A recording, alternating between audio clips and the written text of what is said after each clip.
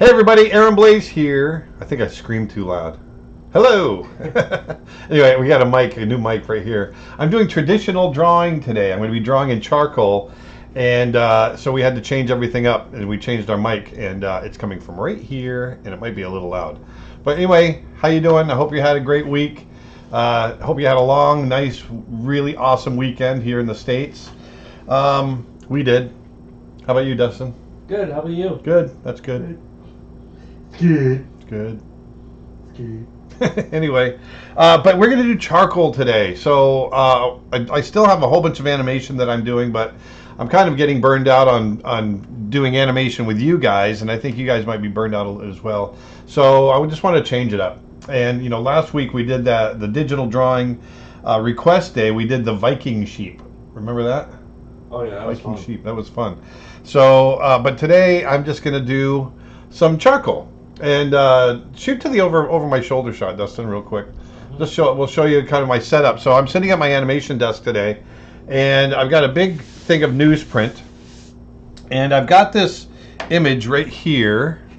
See if you can see it or not. I've got this right here. I've got this image right here. Actually, go to the downshooter. I've got this image that it's a photograph of a lion. It's a photo I shot of a lion in Africa, and I thought, this I'm gonna do maybe like a little portrait, but show you my technique in charcoal, how I do that. So this is gonna be my reference, and let's switch over to this guy here, and so I'm just gonna show you my process, my step-by-step process, and we'll get over that. The other thing I want to mention, this is going to be our last stream week for a while, actually. We're still streaming on Thursday. We're streaming on Thursday, but we're not going to be streaming for the next few weeks. I have to be, next week I'm going to be in Manila, the Philippines, for the week. And then the following week after that, we're going to be in Colorado teaching there.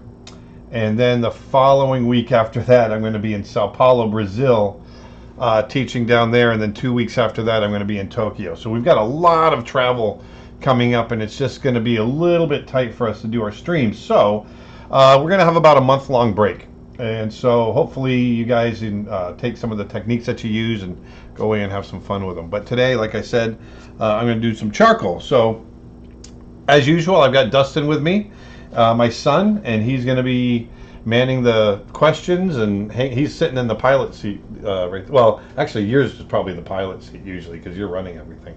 I'm just drawing, yeah. So, but anyway, so he's got my usual seat. I'm over here at my desk. This, by the way, go back to the over-the-shoulder shot.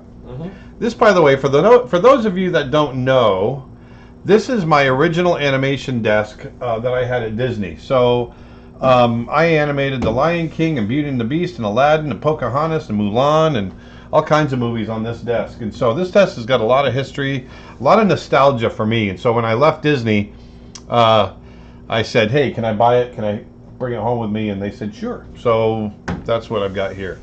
So it's just a really cool desk. Also, I've got Nick in Sarasota, and he is going to be, as much as he can, he's kind of splitting his time, but he'll be answering some questions as well. But without further ado, and I have to stay hydrated. Have to hydrate. Drawing's tough work. You gotta hydrate. All right, so I'm just gonna go ahead and get started. First thing I've got, let's go to the down shooter, Dustin. I'm gonna talk for a little bit, then we'll open it up to questions. The first thing I've got right now, the first thing I'm gonna sketch with is vine charcoal. It's very soft. This is it here.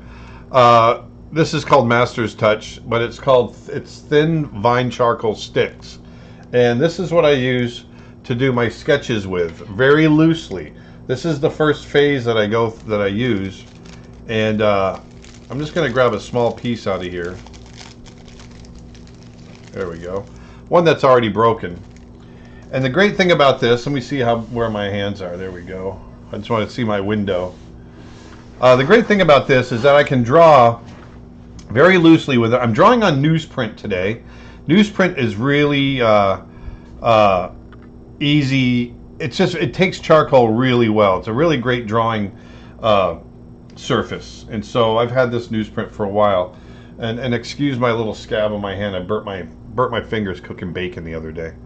But anyway, I'm going to the first thing I'm going to do, and the other thing too is with charcoal, don't worry about getting messy. But I'm going to start kind of loosely, and I'm just going to start laying in this guy. And while I'm laying this in, I think Dustin can go ahead and start opening it up to some questions. Where in Sao Paulo will you be? I'm not sure where in Sao Paulo. I just know we're going to be in Sao Paulo. I'm not sure what schools we're going to right now. But as soon as we know, I'll post it on my Facebook. How about after break, you take some viewers' submissions of animation and critique some of them? That's a great idea. And we're working on a way to do that. And so we will definitely take you up on that. Is this a YouTube stream or Facebook only? This is YouTube, Facebook, Twitter, and Twitch. Am I talking too loud? Am I talking too loud? There we go. So I want to make sure I've got my perspectives right. I love getting the big heavy brow in here. Do you have a special daily routine that you use when creating artwork? I'm sure it is different for each medium, whether field or at home, but I was just curious as to how you prep, or if you even need to. Other than just prepping my materials, I don't really prep. I kind of get psyched. I try to psych myself up with the subject matter, and I'll look at a lot of different images of whatever subject matter I might be doing.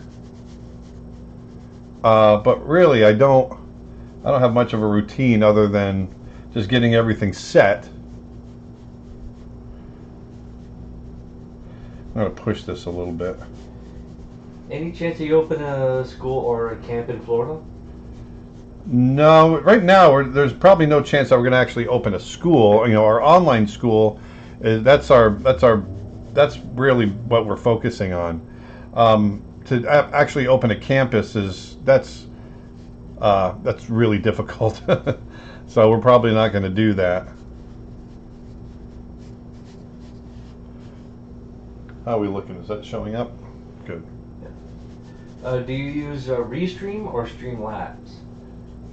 What? What's that? You know that. I think we're currently using Restream to relay this broadcast to the other sites. Yeah. Don't ask me technical streaming questions. That's not what I do. But we'll be likely upgrading to Streamlabs OBS in the future. But that's going to be for another time. So what I'm doing right here is just very loosely laying in my shapes.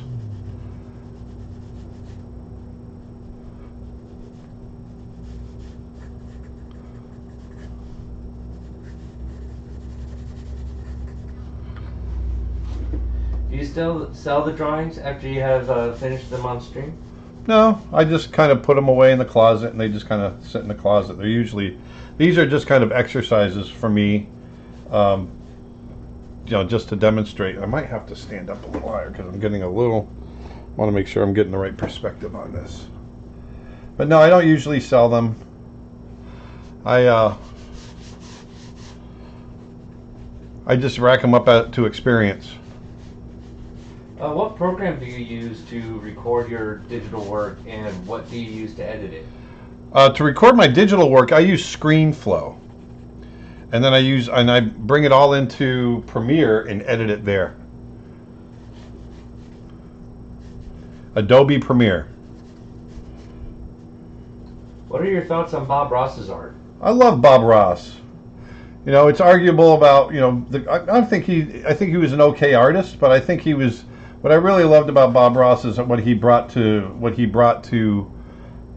the masses. He brought art to the masses. He showed people that they could be artists, and you don't have to be a great artist in order to enjoy art.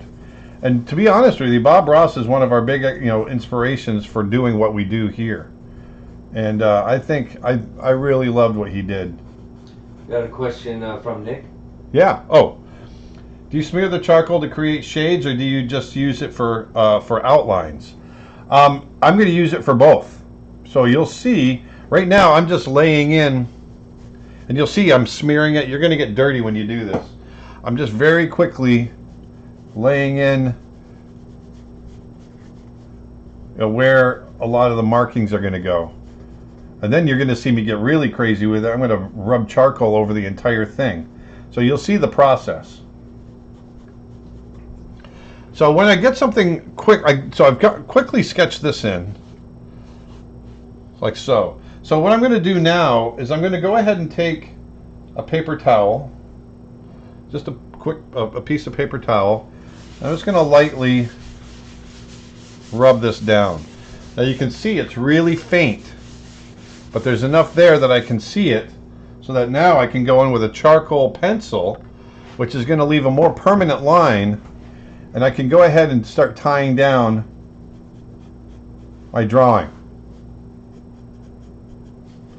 If you were to do Lion King again and could choose another character to animate, who would you pick? Ooh, man, that's a tough one. I think my favorite character for animation was Mufasa. I think it would have to be Mufasa. I think Tony Fuccelli, who is the supervisor of Mufasa, the supervising animator, his animation is just amazing. Absolutely amazing.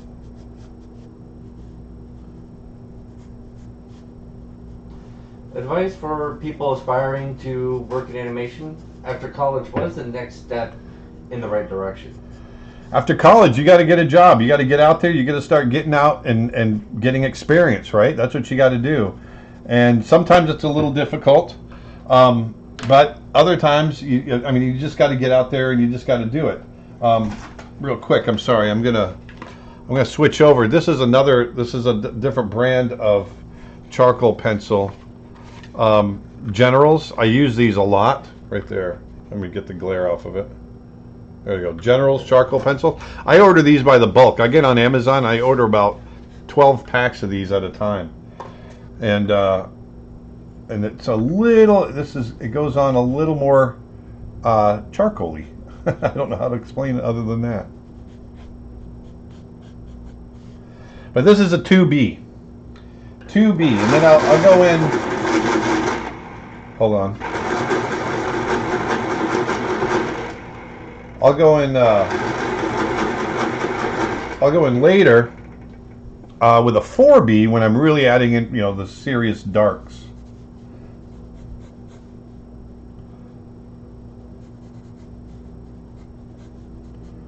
But what I'm doing now is I'm laying in the fine drawing. Once I roughed it in, now I can go in and kind of refine everything, and after that I'm going to put a tone over the whole thing, and we're going to pull out the highlights.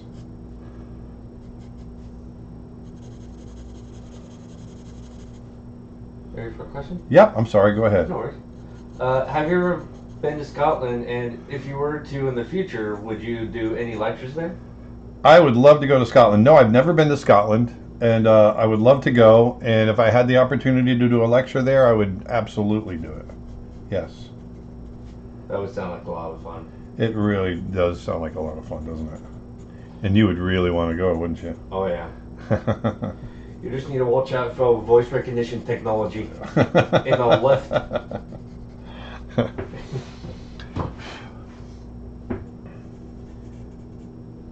What comic book character would you like to draw? I've always loved the Hulk. Hulk? Hulk. Yeah, I've always loved the Hulk. He was always my favorite character. Hulk like raging fire.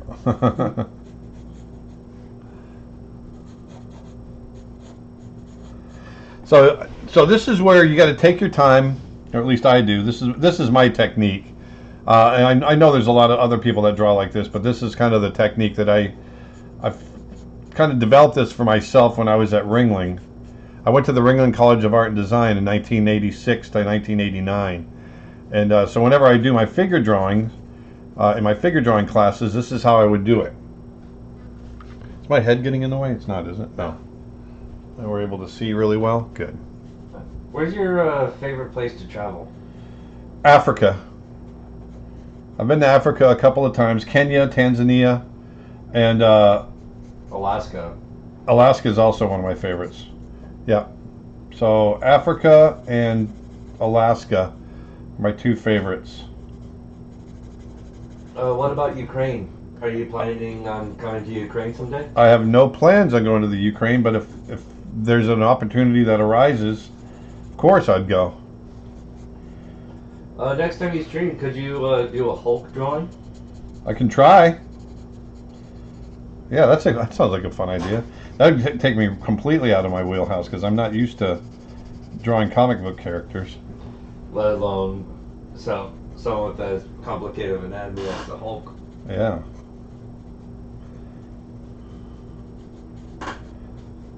What's your favorite thing about teaching people? I love people I love it when I see people getting better.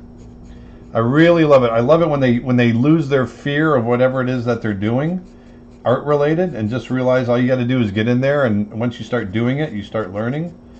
And I love seeing people, like I love seeing the light bulb go off. You know what I mean? And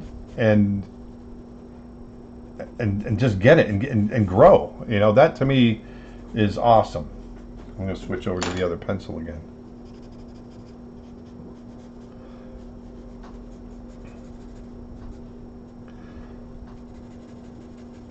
Any plans to travel to Canada? Not at the moment. We go to Canada every once in a while, but not at the moment.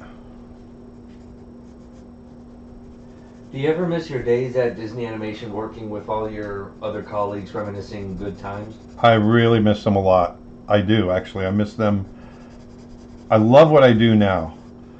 I really do. And I don't miss the pressures of making animated films that come with making animated films. But I really do miss my friends. I miss the camaraderie. You know, I love working, doing my own thing, but the flip side of that is that it's a lonely affair. I don't see too many people, and so it's just one of those things. Also, you need a kneaded eraser. What I'm using here. I got a YouTube question. When I try to design a character, I tend to settle down to the first idea, and I don't seem to be able to come up with something else. How do I get out of this problem? You stop doing that. I don't have advice for you on that other than you just have to force yourself to come up with other ideas.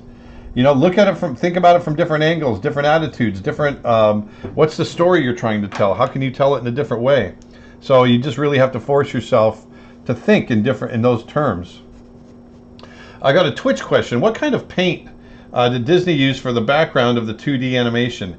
It varied. It varied from movie to movie. In Pinocchio, it was all watercolor. In Bambi, it was oil. I know that when we did Brother Bear, it was gouache and acrylic. It varied from movie to movie. I think Aladdin was acrylic. And doing all the different textures gave each movie an even deeper, unique style of the animation, I feel. Yeah, absolutely. Actually, my own personal question, like how do the directors and all of them get the ideas of using these different materials of paint? Like, do they sit around going, what kind of materials do we want to use for this? Actually, the directors don't really do that. It's up to the art director, and it depends on the look of the film. What kind of look are we trying to achieve? You know, I know when we did Trail Mix Up, which is the Roger Rabbit short cartoon that we did, we wanted a watercolor feel, but a lot of the guys didn't know how to use watercolor, but they knew how to use acrylic. And so they just used acrylic really thin as if they were using watercolor, and they were able to do it. Now, why they couldn't just use watercolor, I don't know. But they were able to do it in that way. So it just really depends on the look that you're trying to achieve, and that's going to dictate. You know, like in Brother Bear, we wanted a very painterly look. Our production designer had the style of painting that we really loved, and so we wanted the movie to look like his paintings. And so JG. And so we didn't want to use oil paint because of the drying time, so we decided to use acrylic, but use it really thick in a very painterly way, as if it was done in oil.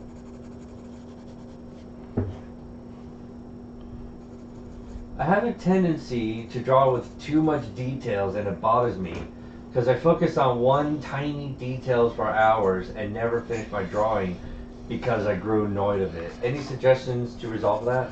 Yeah, it's the same thing with about the guy that chooses the first pose. Stop doing that. You have to you have to discipline yourself. No, it really comes down to discipline. Just start disciplining yourself to break away from that. Look at other artists as well that are doing what you want to do. You know, emulate the other artists. It's okay to do that. You know, emulate other artists that are doing what that you admire. You know, there's a lot of artists that I admire that I try. You know, when I was younger, I would try to copy their style, so I would learn something by copying their style. It would teach me what they were thinking, you know, in their approach, and so that to me was really important. We've got a Twitch question. Hey, Aaron, what do you think about practicing portraiture by copying photos when a live subject isn't available? Does it develop any bad habits? It can if that's all. It can develop bad habits if that's all you do. And what I mean by bad habits, you're going to start thinking in 2 dimensions rather than 3 dimensions. And you have to remember a photograph of somebody is just a 2-dimensional representation, and it's going to lie because it's going to flatten things out, and sometimes it's going to kill the form, and you're going to misinterpret that form. It happens. And so if you have the ability to have, if you're doing portraiture, if you have the ability to have the model there, or the subject there, and at least do some sketches, you know, at first. Or, you know, another suggestion that I have is if you want to do portraiture but you can't get them to sit, take video of them and walk around them. You're going to get a much better 3-dimensional representation of them than if you just shoot photos. So combine that with your photos and you'll end up with a much better sense of their form, because you're getting the more 3-dimensional look by shooting video. Do you see your own artwork as separate of you, as if someone else did it? No. I've never thought of that. But I can't. Matter of fact, I think the opposite of that. My artwork is me. It's more me than anything else that I can think of.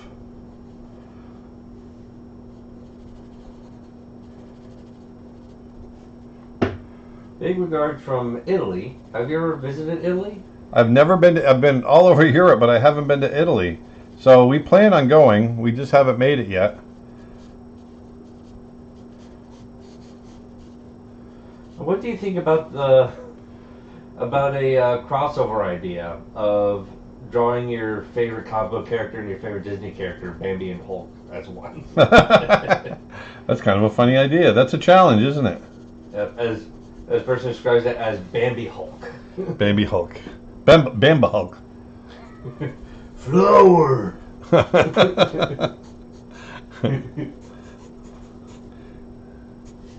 Bumper would be going, he doesn't talk very well, does he? So I'm still staying fairly loose, even though I'm tying it down.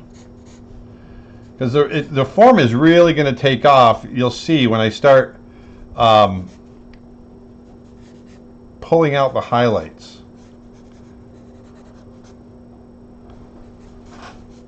New YouTube question? Oh yeah, YouTube question. Do I have advice about starting to use watercolor? I started filling my sketchbooks with sketches and would like to color with watercolor, but I'm worried about ruining the drawing. Well, sometimes you have to just get in there and ruin the drawing. Don't fall in love with your drawings, first of all. That's my first piece of advice. Don't fall in love with any drawing. You've got 1,000 more, 10,000 more, 1,000,000 more right there in your hands. Now, the next piece of advice is make sure that if you want to paint over what you've drawn, make sure that whatever you drew is waterproof, obviously. That you used waterproof inks, or you use pencil or whatever. And then if you know that it is waterproof, then just get in there and start lightly. Start with washes, and then you work your way towards, and don't be really detailed with it. You can be fairly loose. That's what I did with a lot of my drawings. If I show you here, these are quick watercolor sketches that I did on one of my trips to Africa. And so these are waterproof. The pen is waterproof. And so I would do the sketches in pen first and then just do these quick little watercolor washes over the top. Here's a lioness that caught a piglet. But I would do these little sketches, and let's see here. And so you can start out trying stuff like that, and it's a great way to record your trip if you're doing something like that. But if you've got, yeah, there's some actual Serengeti grass in there. If you've got a lot of writing, there we go. So there you go. You know, you can just do quick, start with that, and then work your way towards something a little more detailed. Here's some that are a little more detailed in the painting that I did. These are paintings I did up in Maine years ago. Let me go back to the beginning here. Fine, detailed little sketches. But yeah, that's from Maine. But with little watercolor washes over the top of the drawing. And so I really recommend just starting loose. Just be loose with your sketches. And I mean with your watercolor, let your drawing kind of hold it together. So these are all little, I did sketch after sketch after sketch. So there's that. So real quick. How long ago was that? That was 2002, 16 years ago. Jesus. God, you're old. Yeah, I know. You were just a little squirt back then. Oh yeah. I wasn't in my growth spurt yet then. Oh, you weren't? Nope. So here I'm just indicating some hair shapes coming down. Actually, I'll pull more out when I actually do the tone over the top. In what Disney movie would you want to be an animated character in? In what Disney movie? In what Disney movie would you want to be an animated character in? Yeah, I don't know. That's like a caricature of yourself. I don't know. That's a tough one. That's a good one.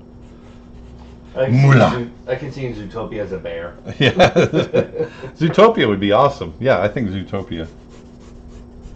I can see as either Jungle Book. either a lion or a bear in Zootopia. Okay, so now you can see I've got the sketch in very quickly, laid in. We've been at it for about 20 minutes. So we got the sketch in. So now I've used this pencil because it's going to hold it's going to stay when I rub it down. I'm going to rub it all down again. And let's switch to the over-the-shoulder shot, Dustin. Yeah, real quick, that's the pencil you use for all your sketches, for all your charcoal sketches, right? Yes. Yes, I have a number 4, number 2, plus I've got this, it's a Pitt charcoal pencil. This one's hard, it's not soft. But go to the down shot again real quick, I'm sorry. Oh my gosh. I've got this too. This is charcoal dust. It's just dust, and I use this to put tone over my drawings. So let's switch to the over the shoulder shot. And what I'm going to do here, it's like a coal mine in here. I'm just pouring some out. Whoa, that was way too much. Doggone it. That's really wasteful. I'm going to try to get more in there. But you can see it's like super fine powder, and it will get everywhere if you're not careful. So I've got it all right in there. If you can see that. Will you guys sing together again like you did last time? All right, let's go switch to the down shooter. Yeah, there we go. Switch to the down shooter. Okay, so now, real quick, see if I can keep from getting charcoal over myself. I know. So I'm going to put some. Actually, sorry, Dustin. Go to the over the shoulder shot again. I just want to make sure everyone sees what I'm doing. I know. So I've got paper towels kind of wadded up, and I'm just dabbing the paper towel in there so I get it on the paper towel. Okay. All right, now go to the down shooter. Go to the down shooter, cuz.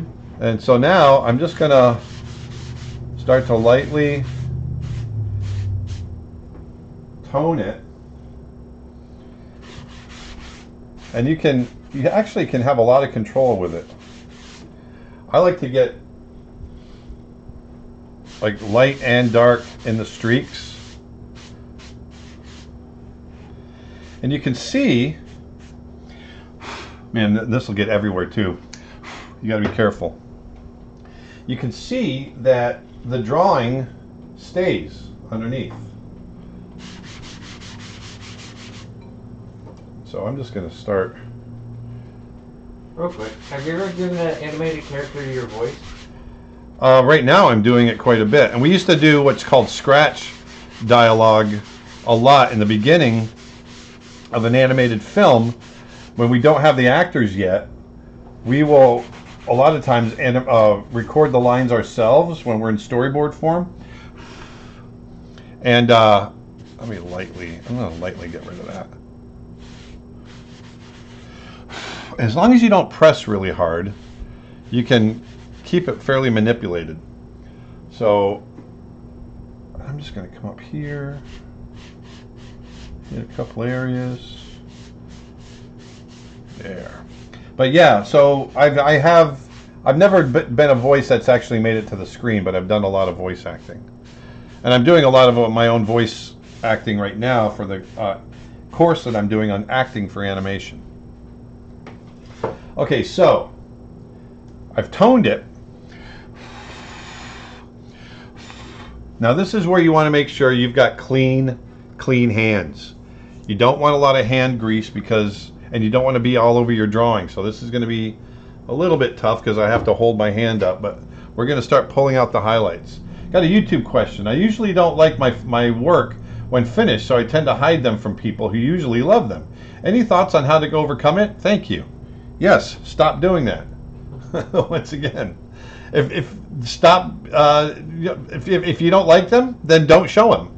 And it's funny, you said you hide them from people who usually love them, so that means you're showing them. So are you just trying to? I don't understand. If you're hiding them, you're hiding them. If you're not hiding them, then just keep doing what you're doing. But yeah, don't be ashamed of your work. And so what I'm doing now is I'm going to go through and I'm going to pull out. I'm looking at my reference and looking at where the highlights are. And I erase away the highlights. Have you ever painted with coffee? I have. As a matter of fact, I have a YouTube video where I do paint with coffee. So now you'll see that I can start to pull out highlights.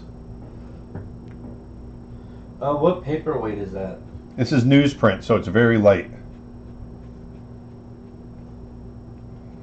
Is it so it can hold the charcoal in It there, just or? Newsprint is just it's a cheap surface to draw on. It's not. I don't recommend doing drawings on newsprint that you want to keep forever, because newsprint is really full of acid and it deteriorates over time. But for what we're doing today, it's a perfect surface to do demos on, which is what I'm doing today. Let me guess, you're going to use a knead eraser to pull out tones and highlights. That's exactly what I've been talking about. Yes, that's what I'm doing. Because somebody just hopped in here and asked that question. Okay, yes, that's exactly what I'm doing. I'm pulling out the highlights using the kneaded eraser right here, right there. And you can see the form will start to come out. Do you sharpen your pencils with a razor blade or just with a mechanical sharpener? Mechanical sharpener. Do you feel any difference when doing either or? I don't use a razor blade to do it, so I just all I use is a pencil sharpener, mechanical sharpener. I want a shirt that says stop doing that. Just stop it. Just stop it. Get some help.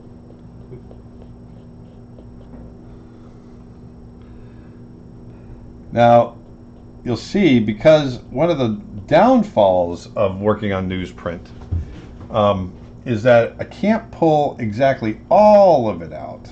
There's a little bit of pigment left in there, but it's still enough that we're going to end up with a cool image. That small book that you showed earlier, was that a watercoloring book or was that just a standard sketchbook? No, that was watercolor paper.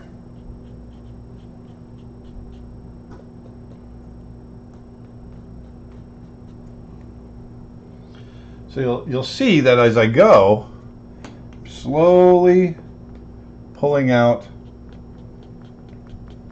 highlights. Lots and lots of highlights. What kind of practice would you recommend to improve an artist's skill level for a relatively new artist? Draw. Draw a lot. If you want to get better as an artist, draw. Look at the world around you. Draw from life. Like anything specific that they should... Draw animals, draw people, draw nature. You want to learn how to draw, go to nature and learn to draw nature, because that is where the secrets to everything are. Drawing nature, and that includes drawing people. Have you done any bleach drawings? Never done bleach drawings. Didn't even know that was a thing. I didn't either. I didn't know that was a thing. See, the great thing about kneaded erasers is that I can shape it into a little chisel, and I can get the finer details. Yeah, hair, like hair shapes. Can you use this method on any other types of paper that will last longer in the long run? Well, there is charcoal paper. I wanted to use the newsprint because it's slightly off white, and I might do some white highlights. But there's charcoal paper. Have you ever blacked out the entire page with charcoal and then drawn with the eraser? I've always really enjoyed working in reverse to get my mind in a different perspective. I've never done that, but it's a cool idea. Yeah, really neat idea. While working on this particular piece, do you have any reference or a lighting in mind? Do you have this piece already pre-planned? There it is. There's my reference. Reference? This is a photograph I took while I was in Kenya of a wild lion. I got a question. Have you seen the honest trailer to The Lion King by Screen Junkies, and what do I think of it? No, I haven't. So sorry, but I haven't seen it. Yeah, it's a pretty fun one.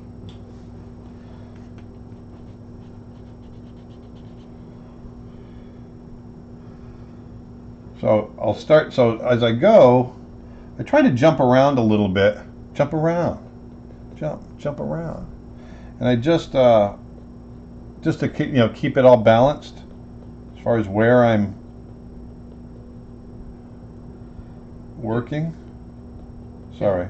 No worries. Go ahead, if you were to do a charcoal piece that would stand the test of time, what kind of paper would you suggest?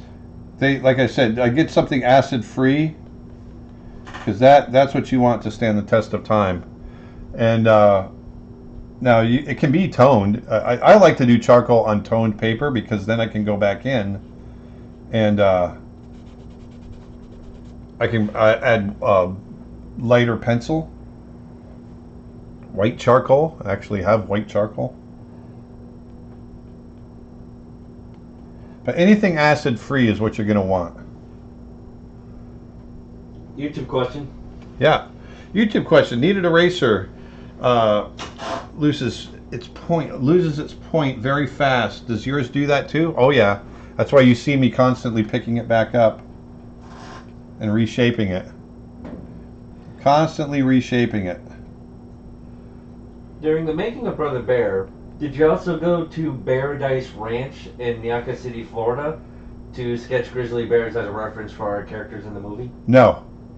We went to Silver Springs at one point with some of the other artists, but we mainly went for our bear reference. We really stuck to the wild, and we got a lot of reference up in Alaska with wild grizzlies.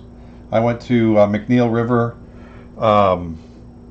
State Park, which is only accessible by airplane, and very, very limited number of people. But because we were making a film, they brought us in, and it was awesome.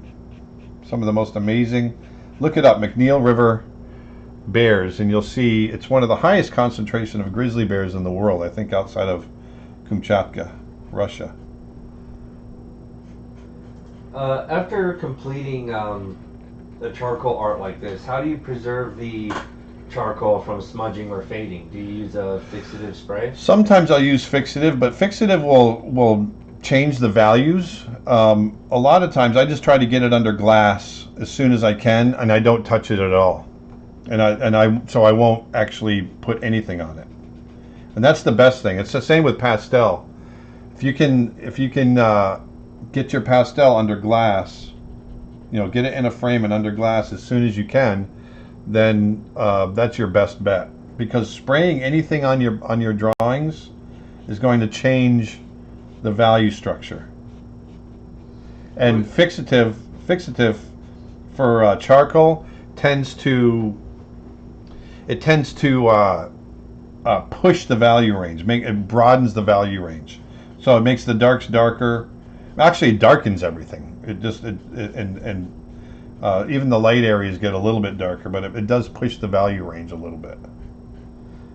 Would it be okay if I created a character design sheet of the Viking sheep? Sure, do whatever you want.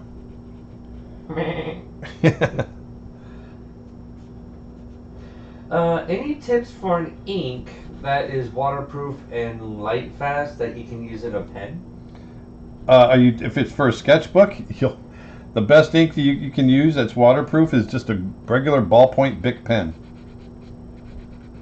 Just get a 25-cent Bic pen, and you are good to go. But if you want something that's more of a crow quill type pen or a brush pen, India ink is usually waterproof, so you can go with that. So I'm working on getting those fur textures, and you can see now that the form is starting to come out.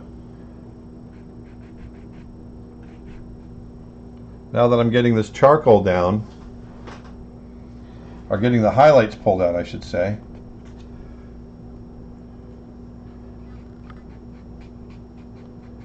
And it's fast. This technique is very, very quick.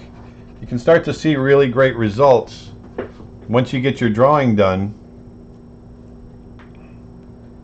And for a reminder for the newcomers, this is our last week of live streaming for the next month, you said? Yeah, for probably about the next month or so.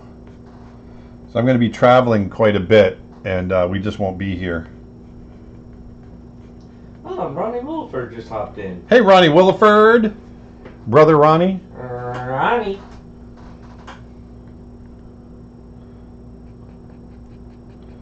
So I'm just working this, working it, doing it and doing it and doing it right. There we go. And how detailed do you usually get with the kneaded eraser in these kinds of situations? I can get as detailed as I wanted. I'm not getting super detailed today. I'm just really kind of sticking with. But you can see here I'm getting a nice edge along this ear. I'm not going to be too detailed today. You'll see when I get into the pencil, that's when I start pulling in my darks, or adding my darks.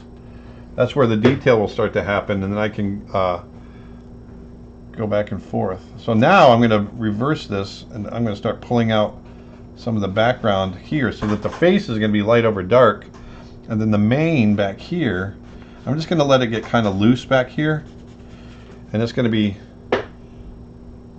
dark over light. I'm just gonna, whoops, I'm losing it here. Any date set for the release of your Procreate brushes? No, there's no date, and yes, I know we get a lot of requests for that too, but I just haven't made any brushes in Procreate yet, but I will be.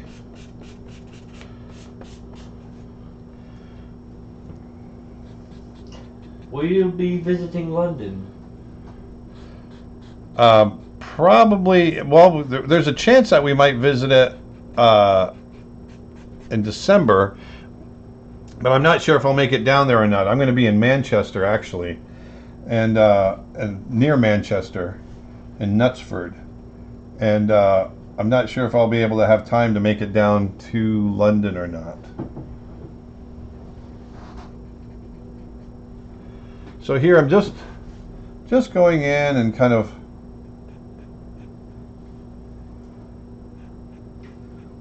first off, thank you for sharing your experience with us.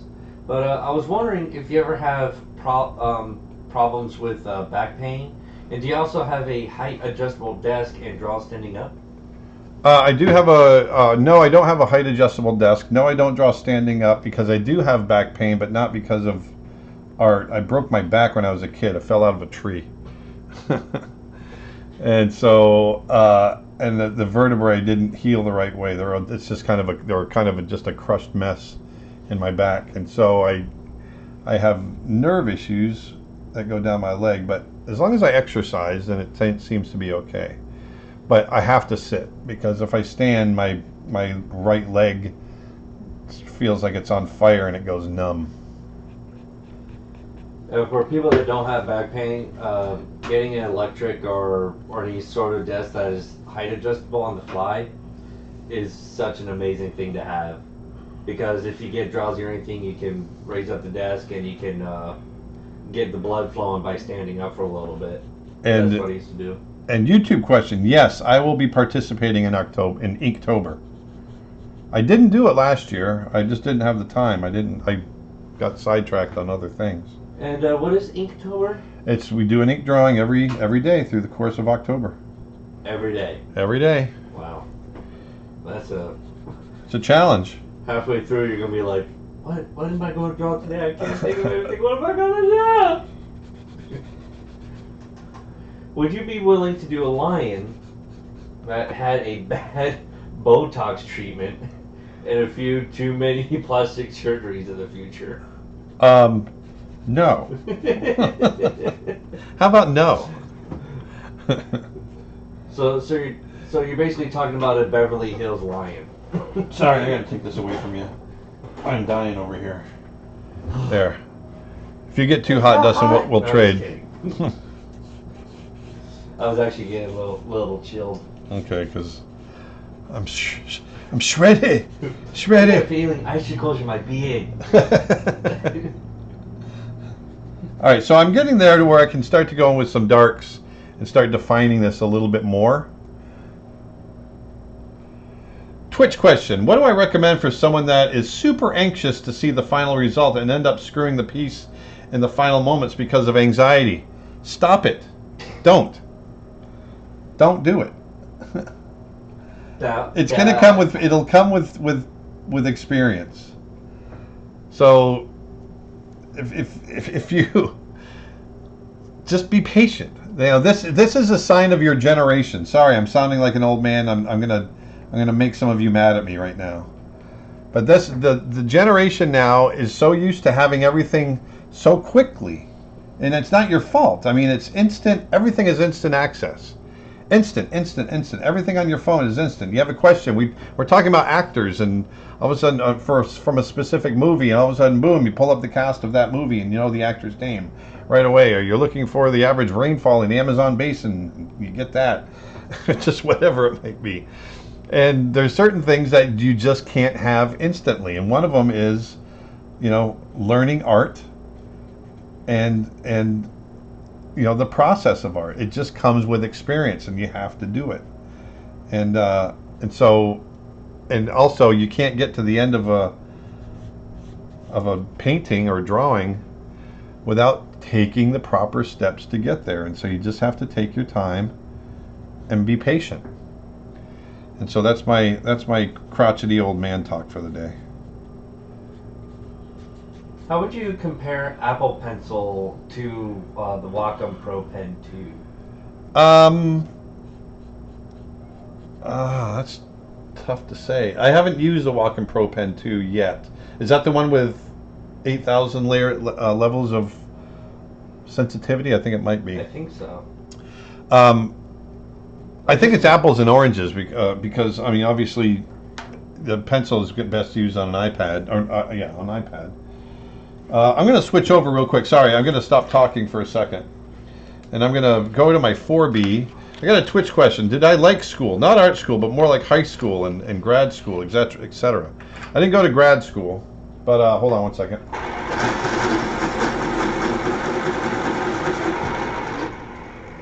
I went back and forth. I think I was like anybody else. I wasn't crazy about school when I was there. You know what I need? I need this. Go to my over the shoulder shot.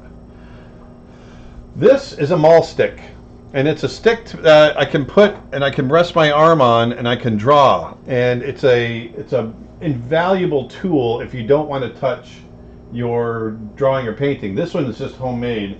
It's just a dowel that I put a whole bunch of paper towels, wrap them around, and put a sock on the end of it. And so I can touch it to whatever surface I'm working on. So that's what this is. And you can see I can just rest my hand on it and it works divinely. So now I can get in there and get some nice little details. Oh, but I liked school okay. I really enjoyed college. High school, I had all the usual high school issues that, early high school I didn't like it. Later in high school I did okay. I moved out early from home. I was still in high school when I was living on my own. So when I was a senior in high school, when I was out on my own, then I really kind of enjoyed it because I was calling my own shots. To be like Aaron Blaise, what's your advice to a beginner? Wait a minute. I got it. Draw. Just draw. Yeah, first of all, it's not to be like me, it's to be like you. So be the best that you can be at whatever you're doing. Don't try to be me. Try to be you. And it's really just, all I've done is I love what I do. I've always loved what I do. And so that's my big secret, is just I do it because I love it, and so I do it all the time.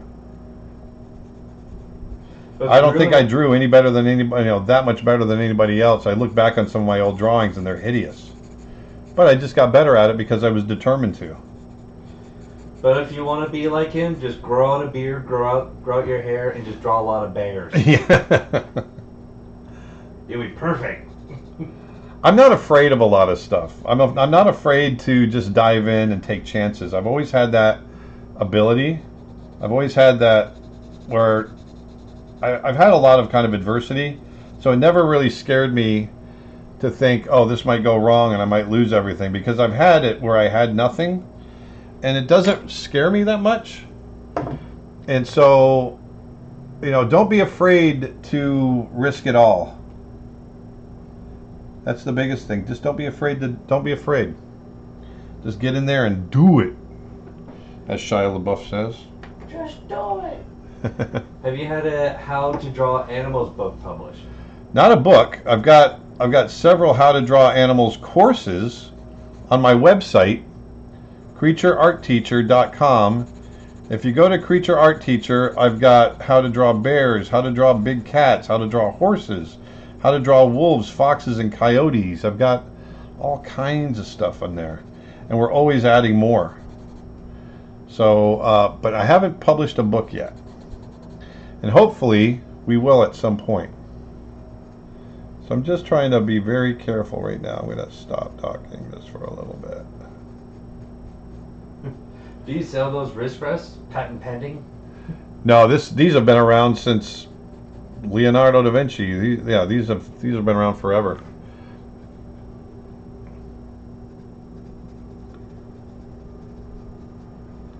But I really recommend using one if you want to do some charcoal. For me, it's indispensable for charcoal. Is it one of those kind of devices you need to make yourself, or can you get them pre-assembled? You can get them already made, but I mean, it really is literally nothing to it. It's a wooden stick with stuff on the end of it. It's a sock. It's a giant King Kong Q-tip.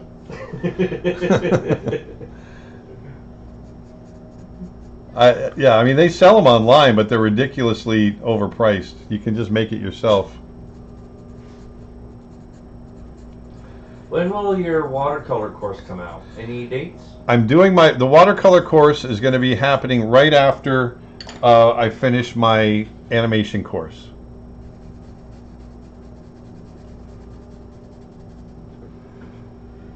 I don't have a date. Sorry, no. Actually, do you have a really interesting YouTube video? Would be a how to make an armrest for that. A maul stick? Yeah, maul stick. Okay. Like how to assemble one. I'll do that. So it's like a quick 5-10 minute video, just blow something and post on YouTube. Yeah. So now what I'm doing is I'm just going in and I'm adding details within the shadows. I actually want to pull out some more of those highlights a little bit more.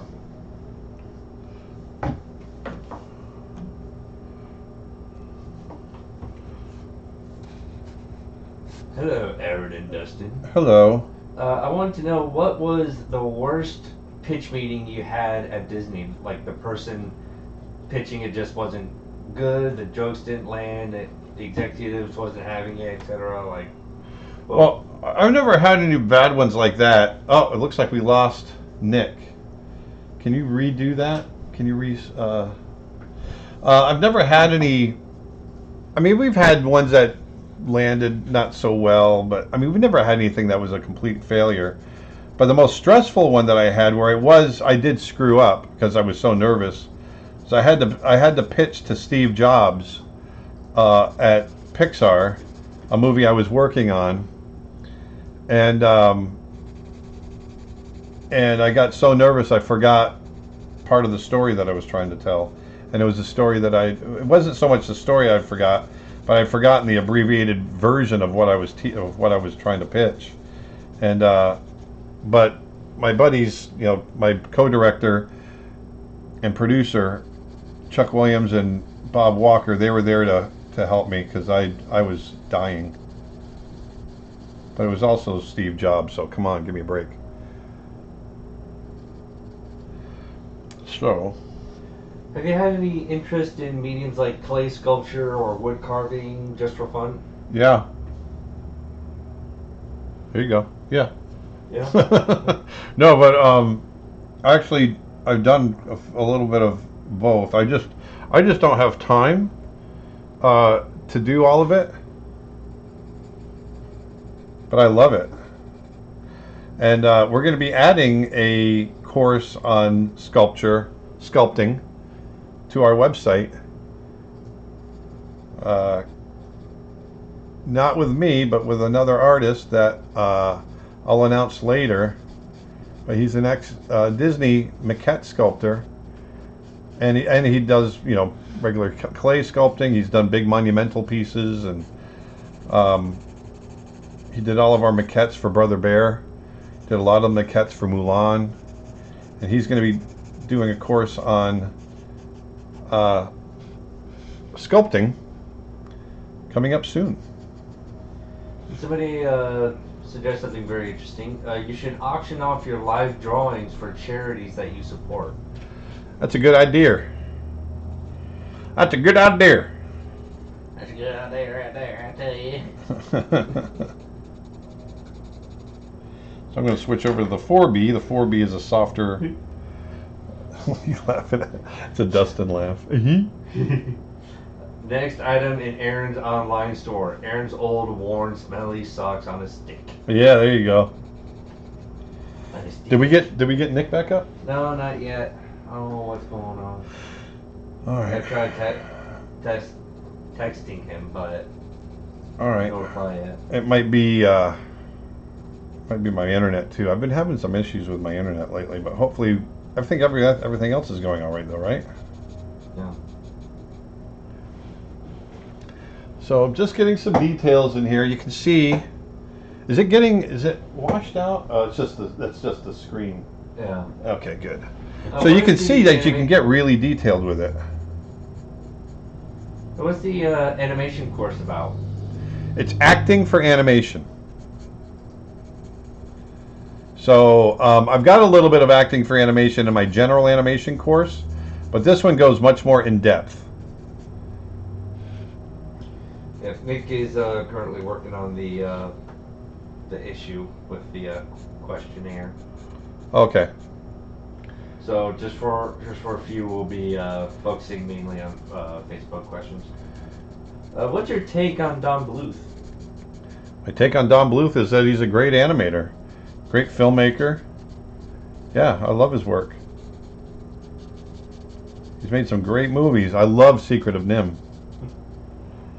And so he wrote, Don Bluth is a 10th old man, as far as I'm concerned. He is.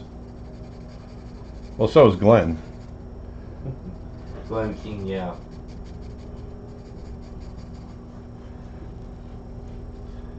So I'm just going in now and just adding texture, and some of the darker areas.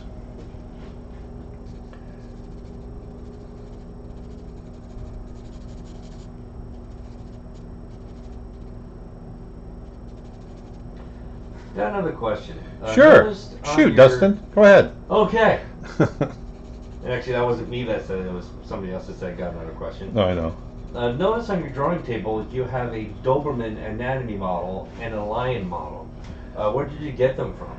Oh, I can't remember his name. Doggone it. I'll have to pull that up and post it later. I'm sorry. I can't remember his name. I'm an idiot. So we made an interesting request. Just for the fun of it, said that you should draw yourself as a bear drawing a lion that looks like Dustin. That's really bizarre.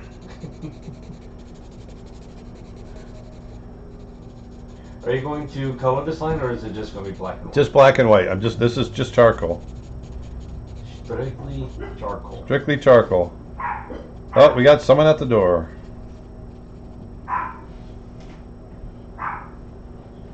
Can we do? No, I think Vedanta's got it. Do you have to have an animation degree to get hired? No, not at all. You just have to be able to animate. You just got to be able to animate. Achilles wants to bark so bad. Achilles, don't you bark. Don't you bark. You hear him?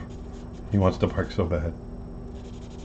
I know you get this question every single time, but what do you think about Hayao Miyazaki? Oh, are you saying that? I get it every time? Well, yeah.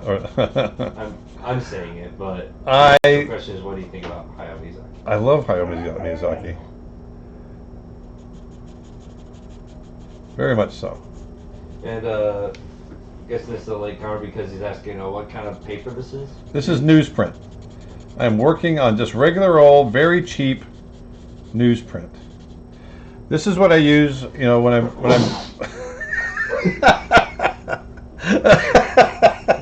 I love Dustin. I love Dustin sneezes. You okay? Yeah, that's funny. This is what I use when I go to the zoo and just to do cheap drawings. Quick drawings, practice drawings, whatever.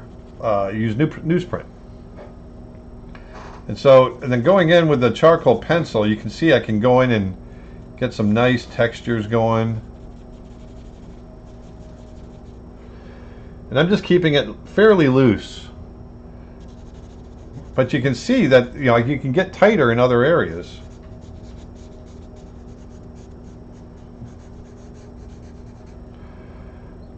And then what I really like to do is pick an area to get tight with it and detailed, and then leave other areas just kind of loose and just let it fade out. What's your opinion on the Surface Pro as a drawing tablet as opposed to the Apple iPad Pro? And are they about the same? They're completely different in my mind. An iPad Pro, I've got both actually. The Surface Pro I think it's a little more sensitive, and I think the color is a little better, but it's a fair amount more expensive too. So it just depends on. I think the Apple is really good for what it is, and and it's really lightweight and small, and We're back. and we're back. We're back. So it just depends on what your needs are. But I love them both. All right, so I think we got a few questions from Nick now. All right, Nick says you should mention my charcoal drawing course. Nick just did. Yeah, so if you guys want to see this more in depth, I've got a course on my website on creatureartteacher.com on drawing in charcoal, where I cover all of what I'm showing you guys today, plus even more detail.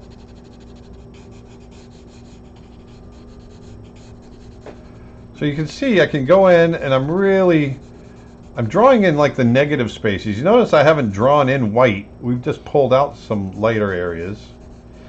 The other thing too I want you to notice is the darker we get around some of these light areas, the lighter they look just by comparison.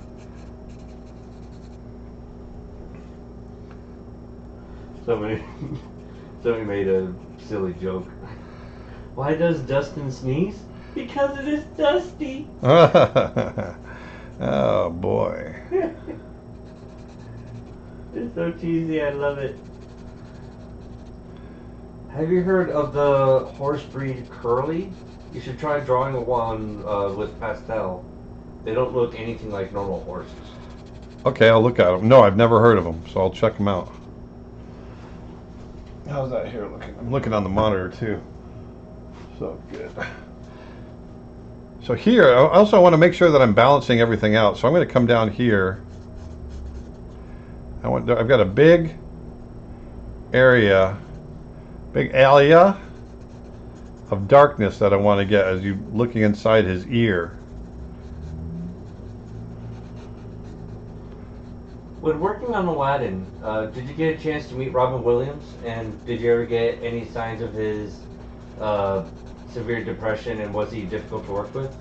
No. First of all, I did meet him, and he was wonderful. There was no sign that he was depressed or anything like that. He was a really cool, very upbeat, very kind person. He was not difficult to work with at all. I didn't work with him personally, but the people that I know that did work with him had nothing but wonderful, wonderful things to say about him. And when I did meet him, he was just an incredibly kind and gracious. He came to my desk and he was just really super interested in what I was doing, and just kept saying, "Wow, this is amazing," and just he was just super engaged and kind and and complimentary and everything. So yeah, he was a wonderful person.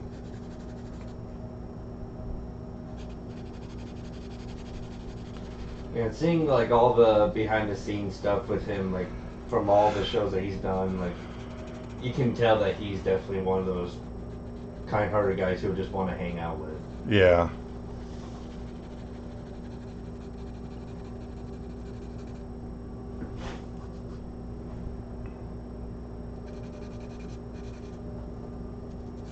Would you consider the newsprint that you're using a special kind of paper, or is it just a standard? It's just standard newsprint. It's just regular old newsprint. It's this drawing is not going to, this is just a practice drawing. This drawing is going to just go in the closet because within about 20 years this drawing will fall apart. And you said there's a paper specific for charcoal. Is it just charcoal paper? I will show you. And what exactly makes the charcoal paper It's just a more durable surface. more durable surface? It doesn't like grip the. It does grip it in a different way, but here's Strathmore charcoal paper, and it's just it's a much brighter surface, and it's more, like I said, it's more durable. But it doesn't. It's a tighter weave, so when it won't hold. If you want to wipe the charcoal off or erase it, it'll erase completely, which is a plus. YouTube question: what do I mean by saying don't fall in love with your art? But that's what I love to do. Can you explain? Can I explain that deeply, please? I mean, don't fall in love with every individual piece of art you do. Of course, you love what you do. I'm not saying that, but don't fall in love with everything that you do. It's just don't. Not every drawing is precious, is what I'm saying. Just get them out there. Draw quickly. Make mistakes. Did you Learn. like the live? Oh, sorry, what? Learn. Larger. Yeah, Did you like the live action Beauty and the Beast? I did. I did like it. Is it weird that I wasn't a huge fan of it at first, but the more times I watched it after that, the more I enjoyed it. Are you talking about you? Specifically Yeah, you? Yeah, that's why I personally thought. Oh yeah, I've been like that with other movies too. I think it was just the whole. Yeah, I was just so used to the animated Beauty and the Beast. Yeah.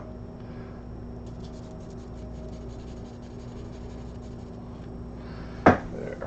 So you can see, once you have those lights pulled out, it really does establish the form, and then you go back in with these darks, and it just reiterates. You're shoring up what you've already established with your mid value and your lights. Does tighter weave mean there are less places for the charcoal to get into? Exactly. Exactly.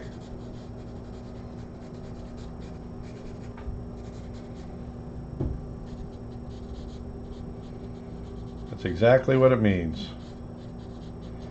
What's your opinion on Galaxy Note smartphones for drawing?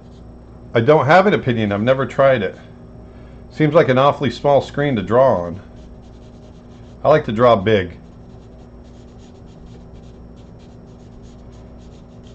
Even when I go out to draw, I usually bring a big newsprint pad like this.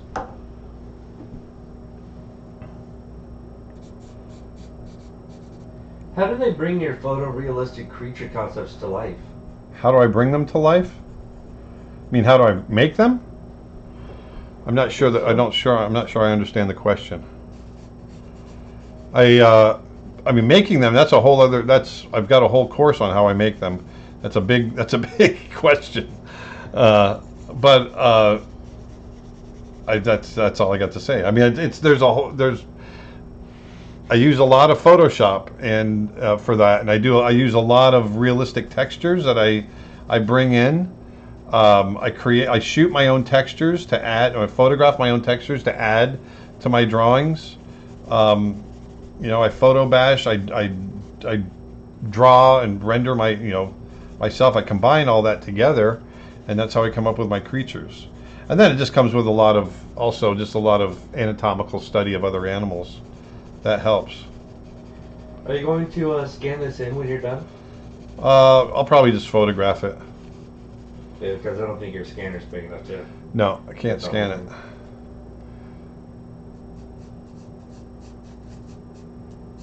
So now I'm just getting to the point now where I'm just going to let this get a little looser out here. YouTube question: why do you think art is important? Not just personally, but the importance of art in the world. I think art forces us to see the world differently, and good art will make somebody think about the world differently. Right now I'm just rendering a lion, so maybe that doesn't show you the world differently.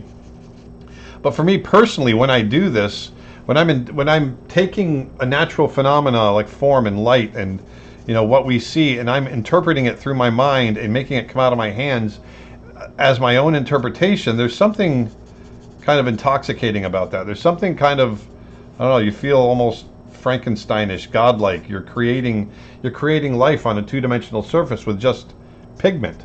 And there's something really cool about that. And so just from that standpoint, that's why I enjoy doing it. And that's why I enjoy doing realism. But I like doing abstract work too, just to express emotion sometimes. And so I think art has a lot of different, avenues that it can take for you to express, to heal, to, any number of things. And so that's why I think it's important. I think it's, I think other people need to see the world through others' eyes, and I think an art is a good opportunity for that. So you can see we're starting to get there a little bit. I'm getting pretty close. How are we doing on time, Dustin? It's 2:15. Oh, okay. I'm not going to take this a lot further. I want to see. I might spray it. I actually might spray it and show you guys what happens when you spray it. All of a sudden, it just starts glare. But I'm going to take some of this. So I just finished Lyndon Rudy's course on storyboarding. Awesome. And I loved it.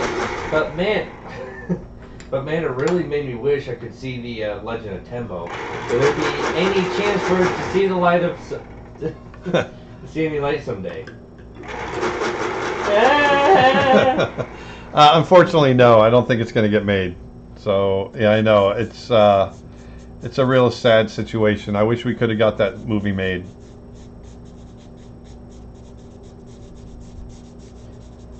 I remember doing some scratch voices for that. It was so much fun. Oh yeah, you were good too.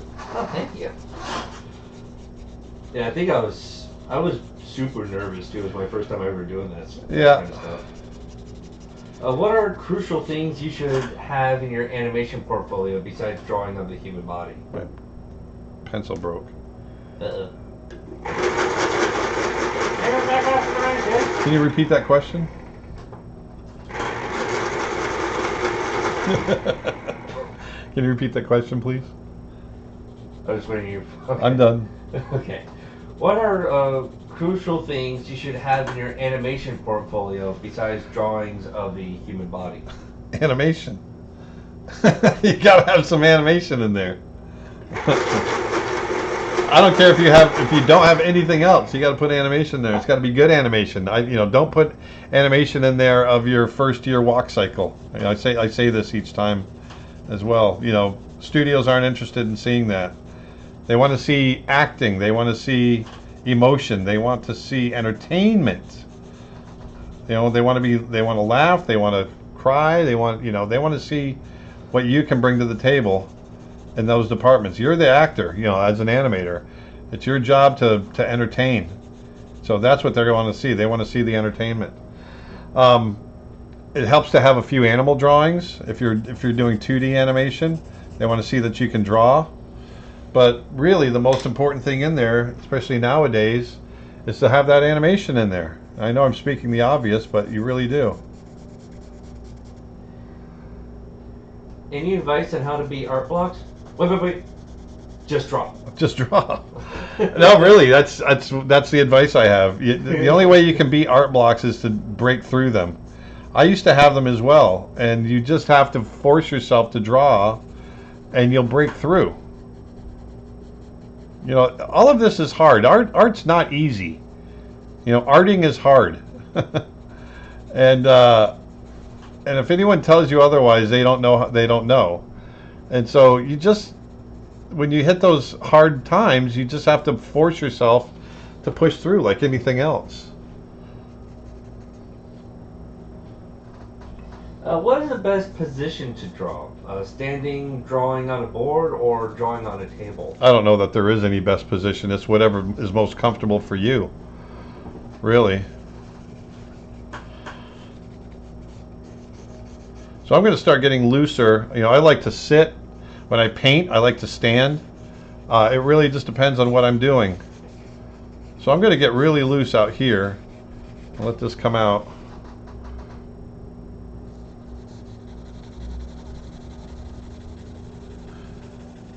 I like the pencil being a pencil, just not worrying about how it's going to be out here. There we go. Just let it get loose. I'm just going to let it get loose. I want that focal point to be over here. Do you suggest getting a really high quality camera for reference, or is anything even down to a camera phone fine as long as you're getting reference? It depends on what you're shooting for reference. If you're trying to shoot, a bird flying, then you might want to get something other than your phone. But if you're shooting flowers, then maybe a phone would be okay. So it just really depends on what you're I shoot a lot of animals. I go out and photograph a lot of animals that I use for reference, and I can't do that with my phone. So I have really good camera equipment. I'm a big believer in getting the best equipment you can for the job that you're trying to do. You'll hear me say that a lot. And so I just really think that's important. I'm going to just real quick, Dustin, before we do any more talking, I want to see really quickly. I think I know what's going to happen. It's going to turn to mud. But I'm going to pull out. I've got these white charcoal pencils that I use. And the thing you got to be careful with these, especially on something like this, is it hasn't been fixed, and so you want to make sure, like, it doesn't. Yeah, see, like if I go over that, it's going to turn to mud. It just starts turning to gray mud. I'm going to go over it anyway and just try to be sparing with it.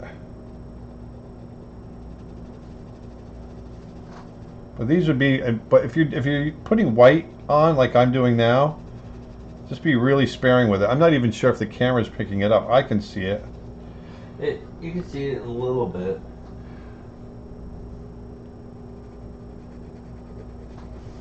But one way that will help it is if you can spray it. I think I might give that a try. Oh, this is working. It'll be fine. Mind if I answer a question? Go for it, son. Thank you, Father. Hey, Dustin, other than assisting Aaron, what else do you do? Do you also draw? I draw a little bit, but I actually work for Dad here as not only this, which is I personally call as a live stream technician, I guess you could say, because I set up all the cameras and I set up the live streams. I also work as a cameraman whenever we go out in the field, video editor for all of the courses. In fact, I think my first one that I did with you guys was the bear course. Yep. And also I help make Photoshop brushes. And I think that is it. Okay, I'm going to hit the. Sorry, man.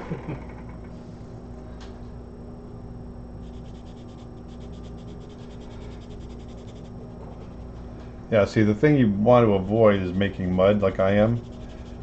If you use a spray fix over the top of this, a lot of times it'll fix the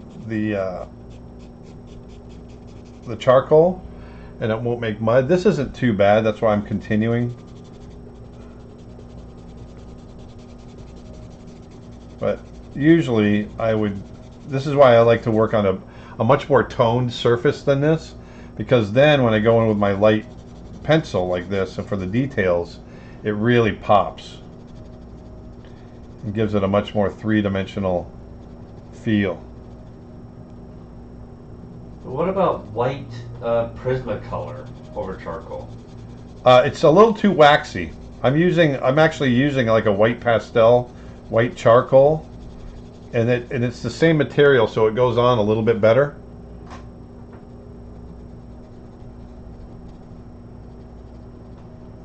White Prismacolor will be a little too waxy.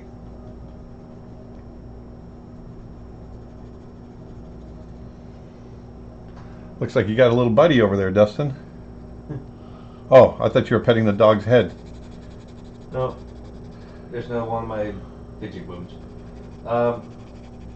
Another question for me. If Disney was still hiring for hand-drawn animators, would you be Disney material? No. I mean, I do draw, but not to that level. And, That's the dog?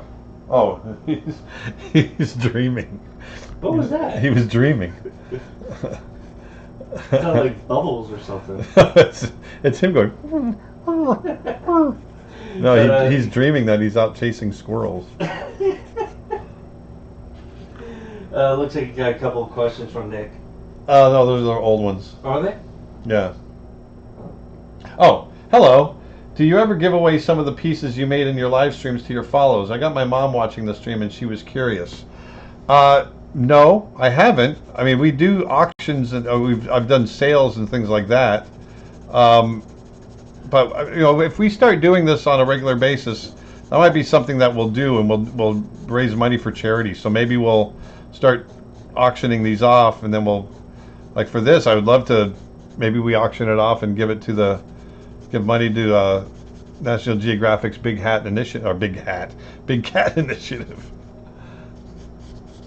which we've donated quite a bit to over the last couple of years, and so it'd be nice to do some more.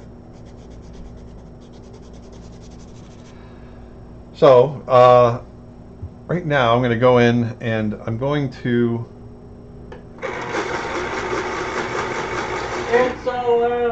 do the whiskers. Do the hustle. When using a white brush, a whiteout brush or pen, help out with the mud making when getting those very white highlights? Say that again? Would using a whiteout brush or pen help out with the mud making when getting those very white highlights? Yeah, but it probably would. But I have to go much broader. I'm going much bigger with it right now. Now the best thing to do is not work on newsprint, and to work on a much darker toned board. And that's what I usually work on, a board where the board itself is about this color right here, or that value, and then whoops, and then I work the charcoal over that. Okay, now I'm going to put in some whiskers. Showing up. Whiskers. Whiskers. Kind of hitting the finishing touches here. I was going to say the whiskers is usually the last thing you do. Yes, sir. Yes, sir, you're right. I'm going to hit some over here. So I guess you could say this was a rather short sheen compared to what... Well, we're not done yet. We're not done yet? Besides the whiskers? Got a fair number of whiskers to do. We still got questions. Oh, I know we do. Baby. Oh. Oh.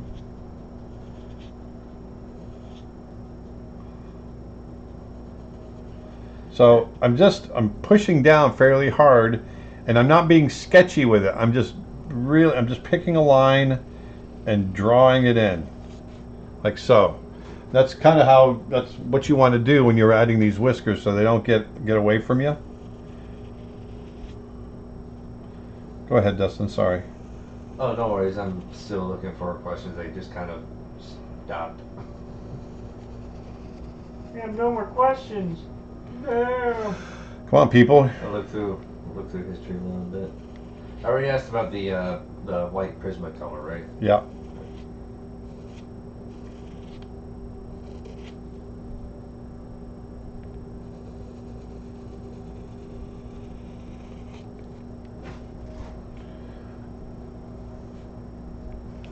You ever unhappy of a whisker?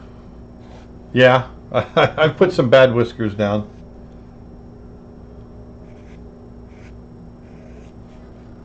That's funny. Do you go to art museums to get inspired by the old masters? Yes, I do. Anytime I can. And what is going on with Snow Bear? Snow Bear is currently being storyboarded. I haven't had time to storyboard it, and I thought, you know what? I have someone that is a much better storyboard artist than I am. And so my good friend Lyndon Ruddy, who did our storyboard course, he is actually going to be storyboarding Snow Bear for us. So we're very, very, very happy about that. Is there an art medium that you don't really enjoy working with? No. I'm trying to think. There's some that I've never used that I'm kind of nervous to use, like casein. I'd love to use casein, but it seems like it'd be kind of hard, but maybe I'm completely wrong. What's casein? It's kind of like a milk-based paint. Milk? And it dries to like a hard shell. You know how like egg, like you can do it with egg too, like egg or when it dries on a plate, it gets that hard shell. That's Yeah. that's what this does. Interesting. Oh, you got another. Oh, question: what does a typical Disney office look like? Cubicles? No, there's usually a lot of toys. If you go to my over-the-shoulder shot, Yeah. what you see here, this is pretty typical of what my desk looked like at Disney. I had a lot of different. I had watercolors on it. I had everything all over my desk, and And every other guy had like their own theme. yeah, like I always had skulls all over my desk. You know, lots of skulls. But other guys had action figures, and we had people had mice and rats in cages. And we had Star Wars. Kevin had yeah, all the Star Wars Wars figures. You know, there's a lot of young boy men worked at the studio. Oh, and a lot of ladies too, but the guys tended to have a lot of Star Wars action figures and You know, boy stuff. yeah, no, right, does. But but it was funny. I mean, we just had a lot of, and it's funny when Michael Jackson came in to tour the studio, and I was the one lucky enough to show him around, and so I'm taking him around, and I kept trying to talk to him, but he kept going by each of the desks that had the action figures, and he'd pick up the action figures and start playing with them. Who was it? Michael Jackson. Oh. It was funny. Because he was just a little kid. Yeah, he was. And that's how he was that day. He was kind of cool. So I'm just finishing this up, adding final details. You can see I can draw into that charcoal. Think you'll ever dabble in 3D? Oh yeah, I'm going to start learning ZBrush. I want to start doing some character design in ZBrush. What animal anatomy books did you use to learn to draw animals? I really didn't use animal anatomy books too much. I really looked at the real thing. And anytime I could, I was a creepy kid. I would pick up roadkill and bring it home and draw it, and then I would let it decompose, and then I would draw the bones and figure out where the muscles attached, and yeah, weird stuff like that. And that's how I taught myself.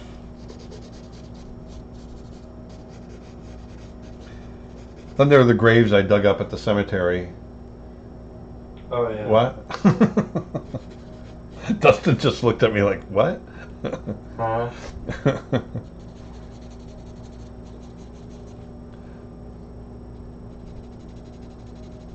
When you animated, did you have the peg bar on the bottom or the top? Bottom, always. I don't understand how anybody does top pegged animation. I don't get it. And I'm not saying that I just don't understand how you do it. And I know a lot of people do it. Like, what is the difference between like having the pegs at the top and pegs at Well, the if the pegs are on the bottom? bottom, I can take the paper and I can flip it like this. Yeah. You know, I can flip the paper this way. If the pegs are on the top, how do you flip the paper other than just one drawing at a time? Yeah. I don't understand how you flip it. It's Tricky. too flippin' crazy. Too flippin' crazy. So there it is. There's my lion sketch. What did Glenn Keane have on his desk? What did Glenn? Oh, Glenn had whatever character he was working on at that time. That's the inspiration. He'd have inspiration for that.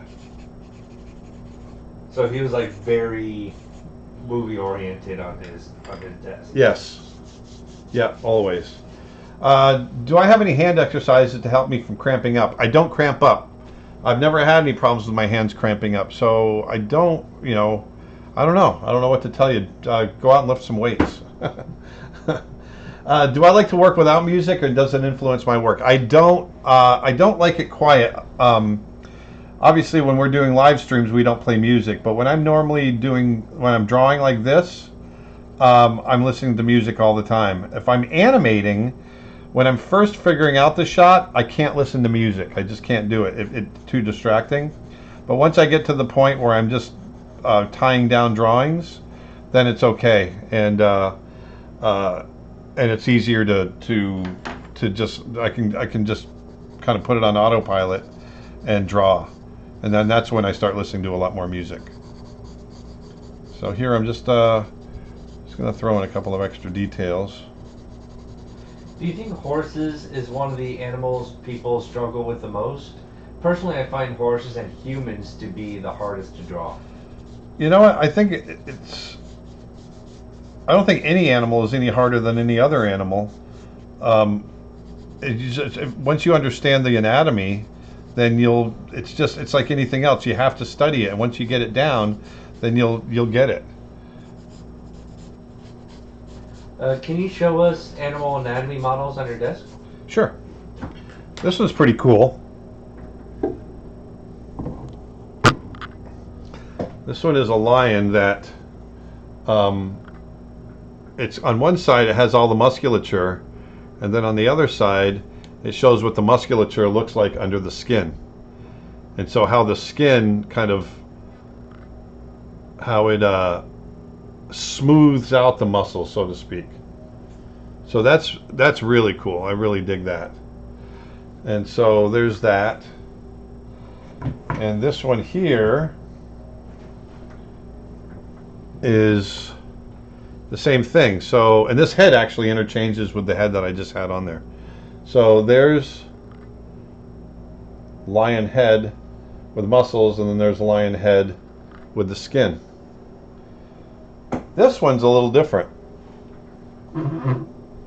This is the dog, and on this side this shows basically all the muscles on the surface, and on this side it goes a little bit deeper and shows some of the muscles, especially in the rib cage underneath, like the muscles that are underneath the latissimus. There's your latissimus dorsi muscle, and then if you pull that away it shows what's underneath that over the rib cage, some of the striatus muscles and that sort of thing. Here's the right here it shows you can have the trapezius muscles. I'm not, the trapezius is up here, but triceps, deltoids, biceps are in here. There's a lot of very accurate and very cool models. I love them, and I do use them for reference. I'll use them a lot. There's the pectoral muscles, the chest muscles like we have. It's very cool stuff. But anyway, there's my lion charcoal drawing, and it was a lot of fun to do. I hope you guys learned something. The charcoal course for today, along with all my courses, the charcoal course, if you're interested, along with any of the other courses, it's 30% off. It's the Labor Day sale that I had going through the weekend. That's going to end. That's going to end tonight. So if you're interested in any of these lessons, go check out my website. It's creatureartteacher.com. And Dustin's making faces at me. And I got another question that I'll answer real quick. What kind of light source do I recommend for working indoors? If you can, if you're working during the day, try to get north light. Try to use natural light coming in through your window. And if you can't have that, then I use both cold and warm lights, and I mix them so it feels more like a daylight. And so I try to mix both warm light, cool light, and I get a much more balanced light, especially if I'm painting. If I'm painting under artificial light, you want to make sure that you have a really balanced light. It's not too warm, it's not too cool, because obviously it's going to affect your color choices. So you got to watch out for that. Real quick. How's the possum from a few months ago? He's great. Yeah. Omega, actually, he's getting really big. So I think we're going to do next time we do a live stream, I think we're going to get him. We'll get him into the studio, and we'll do some more live. And he's going to be big. He'll be full size. Yeah, he'll be full size.